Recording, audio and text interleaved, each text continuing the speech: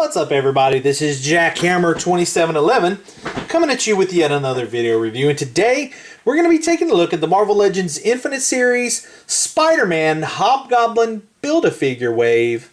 I'm going to call her Ultimate Spider-Girl. The reason I say that is because I don't know a ton about this character or her history. I was a big reader of the Ultimate line, especially Spider-Man up until... I don't know, maybe like issue in like the 80s or the 90s. And it's my understanding that she was introduced as part of the Ultimate Clone Saga.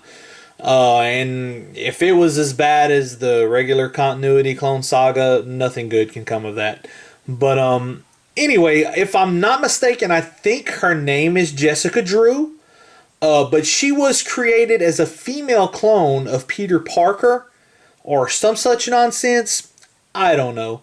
Don't know much about her. She was originally packaged with the torso of the Hobgoblin Build-A-Figure. She does have kind of a, not really a running change since they were both released at the same time, but they are both packaged as Warriors of the Web, which is a Mayday Parker Spider-Girl, which I did have. Unfortunately, whenever I took her out of the packaging, her arm broke. So I'm going to have to find a replacement before I'm able to do a review of that action figure.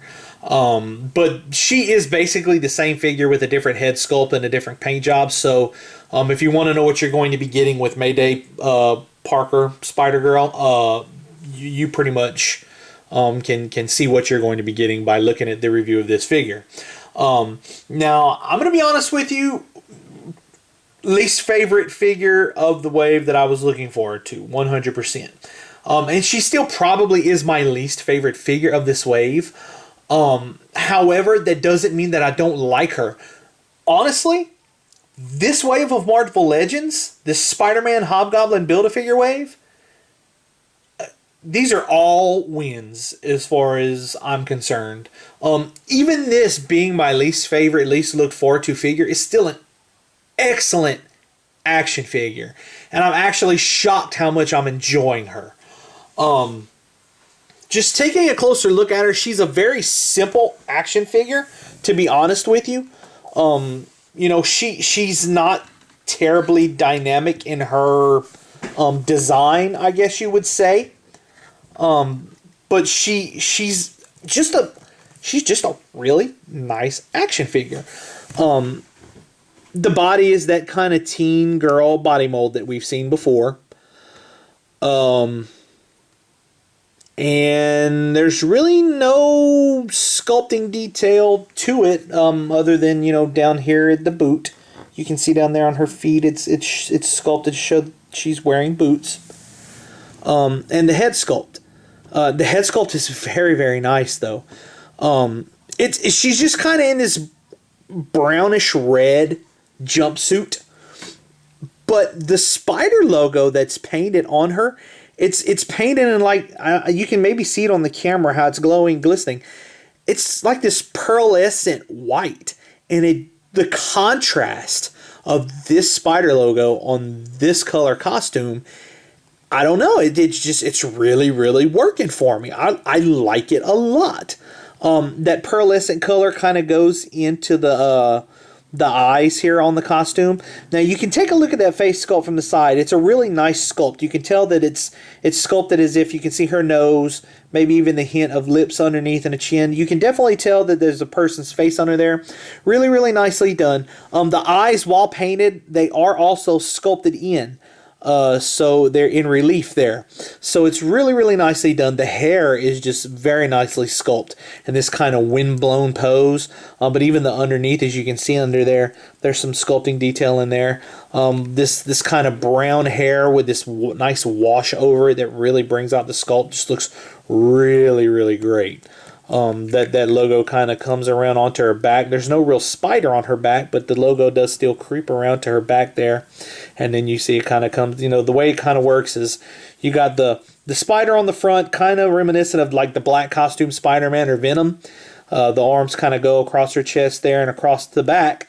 and then they eventually go onto her back and kind of make this design on the back, and then from right here it kind of comes around and curves to the front on her hips. So really nice. I like it. I have to be honest with you. This wave, if future upcoming waves are all like this, you know, Marvel Legends is in great hands for a while. The Avengers wave 1 was awesome. Really great action figures in my opinion. And this wave, as blown away as I was by the Avengers wave, this Hobgoblin Build-A-Figure wave is even better. I mean, just great action figures, and this one is no different. Just taking a look at her articulation really quickly, her head does go all the way around. A little bit unnatural in the motion because of the way the hair's sculpted, but doesn't get in the way of the articulation there. She looks about that far forward. Really nice. Doesn't look as far back because of the hair sculpt, but she is able to look up a little bit. And, you know, if you turn the hair, you know, maybe you can kind of, maybe a little bit. But there is some nice side-to-side action on this ball joint as well. And it is, as you can see there, it's on a ball joint as well as a hinge. So it's really nice. She does have that diaphragm joint that allows her some good side-to-side motion right there. She does look about not too much forward on that diaphragm joint, maybe a little bit. But she does go back a good little bit with that diaphragm joint. And, of course, it does go all the way around there. Rotates all the way around to that diaphragm joint. Her arms do go all the way around, up a really nice amount, back down. No bicep swivel right there, but she does have that Hasbro elbow joint that it's a 1-point articulation, but she gets good motion out of it all the way up there, and it does rotate there at the elbow as well. She does also rotate here at the wrist all the way around, and she does have a hinge there at the wrist. Works really nice. Legs are pretty well articulated. They don't go out maybe as far as I would like them to, but they do go out quite a bit there. Go forward about that far. Not too far back because of the sculpt of the backside there.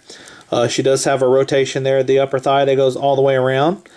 Double jointed knees work really nicely. She does have boot articulation, goes all the way around there. And then she does have a hinged ankle, goes up and down, and also that ridiculous Hasbro ankle pivot.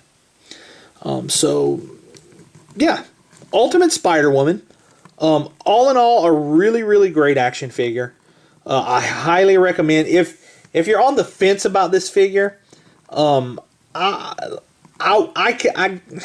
can't really say I was on the fence about buying it because I really like the Hobgoblin Build-A-Figure, and I'm a bit of a completist, so I probably would have bought this action figure anyway. But don't be scared to go out and put the money down on her. She's really nice. I do have to say I'm really impressed. I'm having a little bit trouble standing her here. I didn't have this much trouble with it earlier, but it's mostly because my hand shakes so much. It's hard for me to do anything. There we go. Finally got her standing up right there. But Ultimate Spider-Girl, or Spider-Woman, whatever you want to call her. Ultimate Jessica Drew, Peter Parker's clone. Really nice action figure, guys. I highly recommend you go out and pick her up. This whole wave is nice.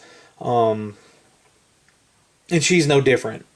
Just a great action figure. One warning I will give, whenever I busted her out of her package, her legs were a bit warped.